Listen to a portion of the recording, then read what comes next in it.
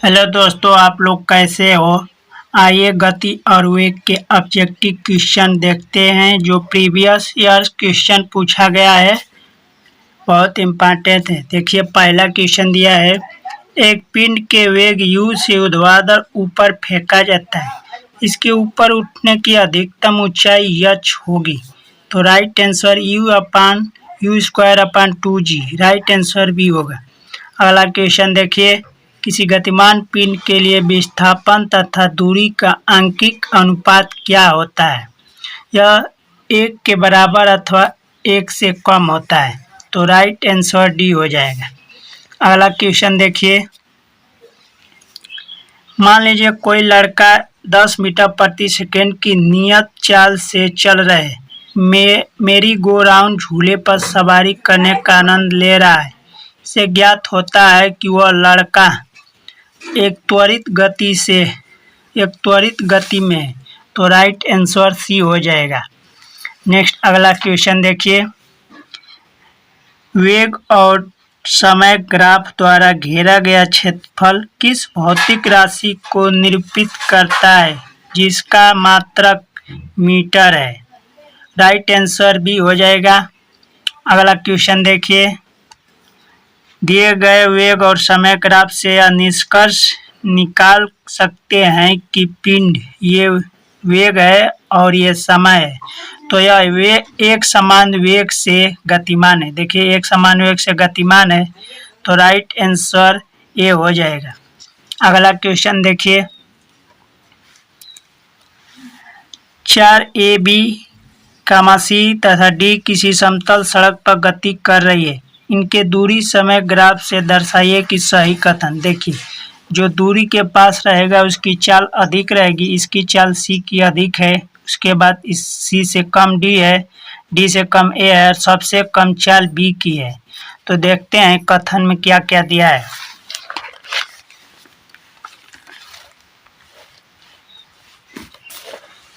देखिए कथन, car A की चाल कार D से अधिक है। तो सही है, D से अधिक है।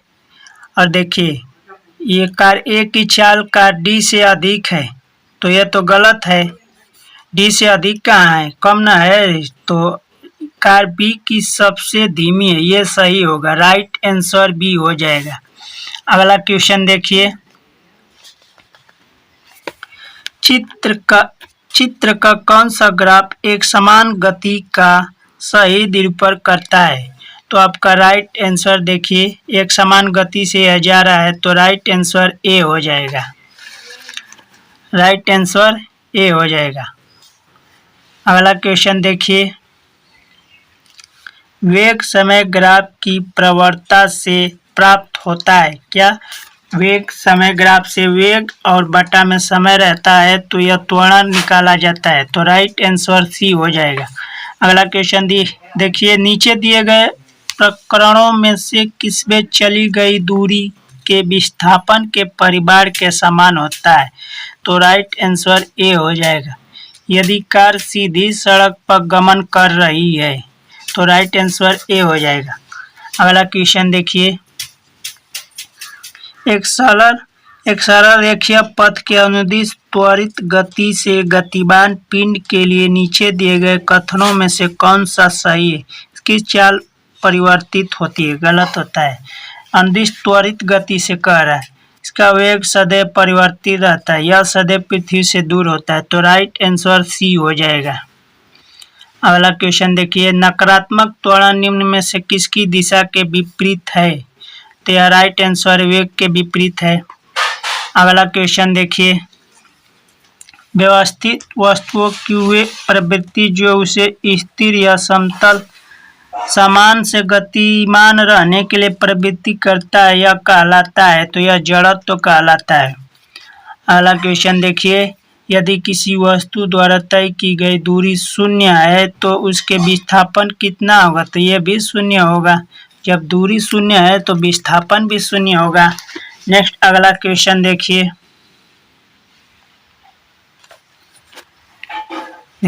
विस्थापन के परिवर्तन की दर को क्या कहते हैं। तो यह वेग कहते हैं। विस्थापन बटा में समय या वेग निकाला जाता है। अगला क्वेश्चन देखिए, किसी पिंड का वेग समरूप कहा जाता है तो ये वेग का मान और दिशा दोनों नियत रहता है, तो राइट आंसर सी हो जाएगा। अगला क्वेश्चन देखिए, तात्कालिक वेग और औसत वेग के बराबर होते हैं तो जब वस्तु क्या होती है, जब वस्तु शून्य होती है, तो राइट आंसर डी हो जाएगा। किसी पिंड का विस्थापन समय के समानुपाती पाया जाता है तो वेग के समरूप, राइट आंसर ए हो जाएगा। अगला क्वेश्चन देखिए, मुक्त अवस्था में गिरते हुए एक पिंड द्वारा तय की गई दूरी समानुपाती होती है, तो किसके समानुपाती है, तो गिरने के समय के वेग के समानुपाती होती है। अगला क्वेश्चन देखिए, नेक्स्ट अगला क्वेश्चन देखिए, गति का दूसरा समीकरण यहाँ डैश और समय के बीच संबंध दर्शाता है, तो यहाँ स्थिति और समय के बीच संबंध दर्शाता है, तो राइट आंसर डी हो जाएगा।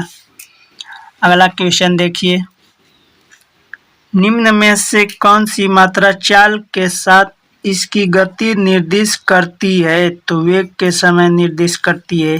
अगला क्वेश्चन देखिए, एक निश्चित दिशा में बढ़ रही वस्तु की गति को वैज्ञानिक शब्दावली में किस पद के रूप में जाना जाता है, तो वेग के रूप में जाना जाता है, राइट आंसर ए हो जाएगा। अगला क्वेश्चन देखिए, एक समान तल वाली सीधी सड़क पर नियत त्वरण से दौड़ने वाली कार के संबंध में इनमें से कौन सा कथन सत्य है। कार का त्वरण शून्य है, गलत है। देखिए, कार का त्वरण शून्य है तो गलत है। कार का वेग शून्य है। कार का त्वरण नियत बदल रहा है तो कार का वेग निरंतर बदल रहा है, ये सही है, राइट आंसर डी हो जाएगा। अगला क्वेश्चन देखिए, डैश का उपयोग एक वस्तु की समग्र गति का वर्णन करने और किसी दिए गए समय पर किसी प्रारंभिक स्थिति संदर्भ में अंतिम स्थिति का पता लगाने के लिए कौन सा किया जाता है, तो इसका राइट आंसर सी हो जाएगा, दूरी और विस्थापन किया जाता है। अगला क्वेश्चन देखिए, एक वस्तु को ऊपर की ओर फेंका जाता है, यह 100 मीटर की ऊंचाई तक जाती है और फिर फेंकने वाले के पास वापस आ जाती है, तो जब इसका विस्थापन अंतिम वेग शून्य हो जाता है तो यह वापस आ जाती है। देखिए, इसका राइट आंसर डी हो जाएगा। जब वस्तु का वास्तविक विस्थापन शून्य हो जाता है तो वह वापस आ जाती है। अगला क्वेश्चन देखिए, यदि कोई वस्तु समान समय में अंतराल में असमान दूरी गति करती है तो उसे असमान गति कहते हैं, राइट आंसर डी हो जाएगा, राइट आंसर ए हो जाएगा। अगला क्वेश्चन देखिए, निरंतर शक्ति प्रदान करने वाली किसी मशीन के द्वारा कोई पिंड एक सरल रेखा में चलाया जाता है तो टी सेकेंड में पिंड द्वारा तय की गई दूरी के समानुपाती होता है, तो राइट आंसर डी हो जाएगा, टी के पावर 3/2 होता है। अगला क्वेश्चन देखिए, किसी वस्तु का त्वरण इसके डैश में प्रति इकाई समय में परिवर्तन को वेग कहते हैं, राइट आंसर ए हो जाएगा। समय के साथ किसी वस्तु का वेग दिखाने वाले ग्राफ को कहा जाता है, तो राइट आंसर ए हो जाएगा, वेग और समय के ग्राफ। धनात्मक त्वरण का अर्थ है तो वस्तु का वेग बढ़ रहा है। जब वस्तु का वेग बढ़ता है तो धनात्मक होता है। नेक्स्ट अगला क्वेश्चन देखिए,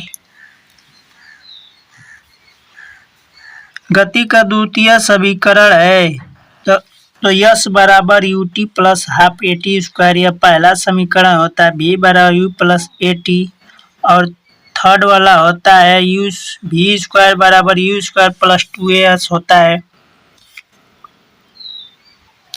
नेक्स्ट अगला क्वेश्चन देखिए, शून्य से स्वतंत्र रूप से गिरने वाली वस्तु में एक समान त्वरण होता है, राइट आंसर सी हो जाएगा। डैश वह भौतिक राशि जो कभी भी ऋणात्मक नहीं हो सकती है, कभी भी ऋणात्मक नहीं हो सकती है, वह दूरी होती है। राइट आंसर ए हो जाएगा। अगला क्वेश्चन देखिए, कोई पिंड वेग v के साथ ऊपर की ओर ऊर्ध्वाधर रूप से फेंका जाता है। यह ऊंचाई h तक पहुंचने के बाद पृथ्वी की ओर लौट आता है। पिंड द्वारा तय की गई दूरी तथा विस्थापन का अनुपात यह अनंत होता है। राइट आंसर डी हो जाएगा। अगला क्वेश्चन देखिए, किसी पिंड के वेग समय का ग्राफ सरल रेखा में आता है तथा मूल बिंदु से गुजरते हुए x अक्ष से छूता है तो पिंड की गतिशील एक समान त्वरण से होती है। अगला क्वेश्चन देखिए, किसी वाहन की गति माप यंत्र बताता है, तक्षणिक चाल बताता है। राइट आंसर बी हो जाएगा। एक पिंड u वेग से ऊर्ध्वाधर रूप से एक फर्श से टकराता है तथा उसकी गति में उछलता है। गति में परिवर्तन होता है तो -2u से परिवर्तन होता है तो राइट आंसर डी हो जाएगा। नेक्स्ट अगला क्वेश्चन देखिए, एक समान वृत्तीय गति में है, क्या है? उसकी चाल अचर और वेग चर रहते हैं तो राइट आंसर डी हो जाएगा। अगला क्वेश्चन देखिए, जो ग्राफ से रिलेटेड है। देखिए, मोटर गाड़ी ए और बी के दूरी समय ग्राफ से पता चलता है। ये दूरी है और यहाँ से सीधे स्ट्रेट लाइन है तो इसकी चाल पूरी दूरी तक ए की अपेक्षा बी अधिक वेग से चली है तो राइट आंसर सी हो जाएगा। नेक्स्ट अगला क्वेश्चन देखिए, निम्नलिखित ग्राफ द्वारा क्या प्रदर्शित करता है? देखिए, यहाँ वेग है और समय है तो ये स्ट्रेट लाइन जब भी इधर दोनों के बीच जाता है तो एक समान त्वरण से होता है तो राइट आंसर ए हो जाएगा। नेक्स्ट अगला क्वेश्चन देखिए, एक वस्तु असमान वेग तथा समान त्वरण से गतिमान है तब वह वेग के समय ग्राफ के रेखीय होता है तो राइट आंसर सी हो जाएगा। अगला क्वेश्चन देखिए, पिंड का त्वरण प्रदर्शित करता है तो d²s/dt², ये त्वरण को प्रदर्शित करता है तो राइट आंसर डी हो जाएगा। अगला क्वेश्चन देखिए, एक कण एक समान वेग से गतिमान है, कण की गति के संबंध में निम्नलिखित में से कौन सा कथन सत्य है? इसकी चाल 0 है, इसका त्वरण 0 है तो राइट आंसर बी हो जाएगा। नेक्स्ट अगला क्वेश्चन देखिए, गति का तीसरा नियम डैश और वेग के बीच संबंध प्रदर्शित करता है तो इसकी स्थिति और वेग को प्रदर्शित करता है तो राइट आंसर ए हो जाएगा।